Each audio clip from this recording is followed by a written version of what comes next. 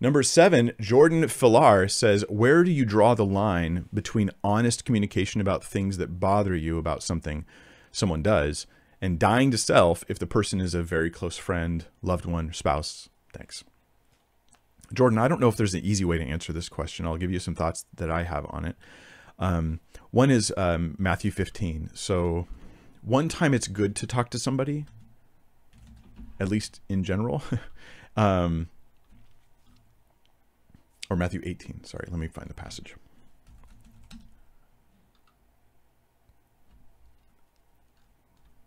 Yeah, okay. Here we go. Matthew 18.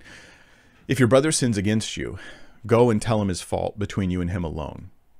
There's a procedure here in Matthew 18, and it's about individual relational issues of sin, right? So go and tell him his fault between you and him alone. If he listens to you, you've gained your brother. Now that's one of the keys here, is that in this whole process, your goal is to restore relationship, not just to voice grievances. A lot of times what we do is we do open up, Jordan, to tell somebody about how they've hurt us because we're just so upset that we're just going to tell them. I don't think that's exactly healthy. Not that it's always wrong to tell people. I mean that motive, that reason, that the trigger being, that's it. I'm so upset. I'm just going to tell you what I think. Like, that is not, I think, what we're reading here. This is, hey, your sin against me hurt our relationship, and it's hurting our relationship. I would like to restore that relationship. So let's see if we can overcome this. I want to talk to you about this.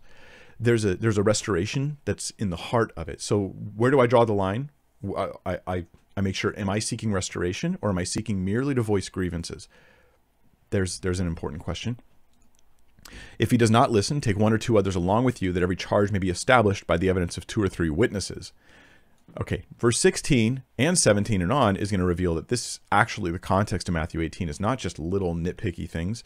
I hate that my husband leaves his laundry on the floor. Like, that is, it's not at that level. Not that that's not annoying or irresponsible for him to do that, because it is, but it's not at this level. Here, it's a significant enough sin issue that you don't just leave it. You actually go to the church, 1 or 2 others along with you. Then if he refuses to listen to them, tell it to the church. And if he refuses to listen to the church, let him be to you as a Gentile or tax collector. 1 Corinthians does this in particular. There's like major sin going on. So and there's a statement from Paul about, like, hey, you need to kick this guy out. He's unrepentant. He's unremorseful. He's living in gross sin. He needs to be asked to leave. He was sleeping with his father's wife, his stepmother maybe. And whoa, yeah, not going to happen in the church. So so this is an extreme sin issue. So Jordan, where do I draw the line between honest communication and things that bother me about something someone does? First, I want to die to myself and realize that there's a term that's not biblical, but it's a helpful term called sandpaper people. That sometimes people are, they rub you the wrong way because you need to be rubbed down.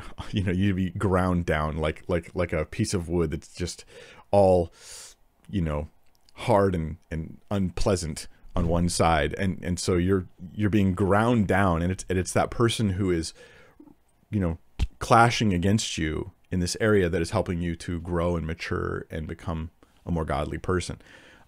So that's the first question I'd have is this part of that? Should I just let that go?